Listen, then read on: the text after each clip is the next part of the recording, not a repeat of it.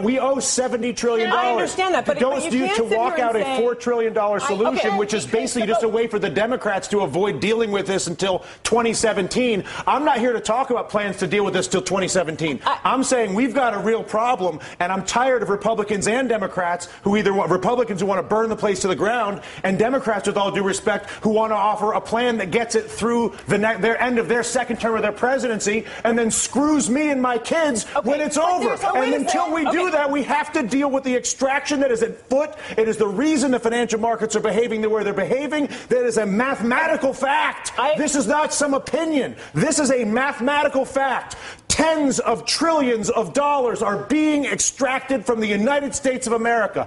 Democrats aren't doing it. Republicans are not doing it. An entire integrated system, financial system, trading system, taxing system that was created by both parties over a period of 2 decades is at work on our entire country right now. And we're sitting here arguing about whether we should do the $4 trillion plan that kicks the can down the road for the president for 2017 or burn the place to the ground, both of which are reckless, irresponsible, and stupid.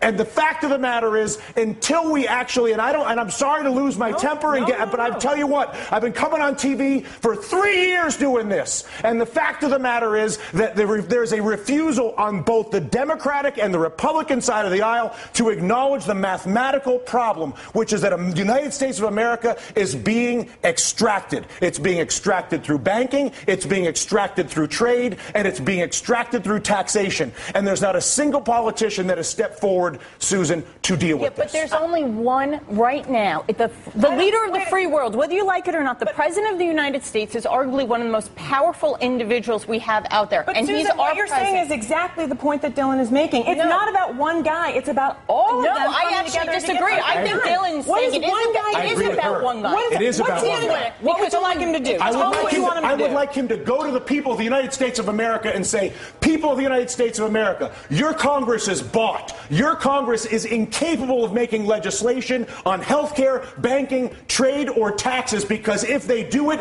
they will lose their political funding, and they won't do it. But I'm the President of the United States, and I won't have a country that is run by a bought Congress. So I'm not going to work with a bought Congress and try to be Mr. Big Guy. I'm working with the bought Congress. I'm going to abandon the bought Congress like Teddy Roosevelt did, and I'm going to go to the people of the United States, and I'm going to say, you've got a bought Congress. And until we get rid of the bought Congress, which is Jimmy Williams' constant point, which is get the money out of politics, and until a president says that's the problem and says he's going to fix it, there is no policy that I can possibly see, no matter how brilliant your idea may be, or your idea, or my idea, or her idea, or your idea at home, is that idea will not happen as long as there's the capacity to basically fire a politician who disagrees with me by taking funding away from him. Is that a fair assessment?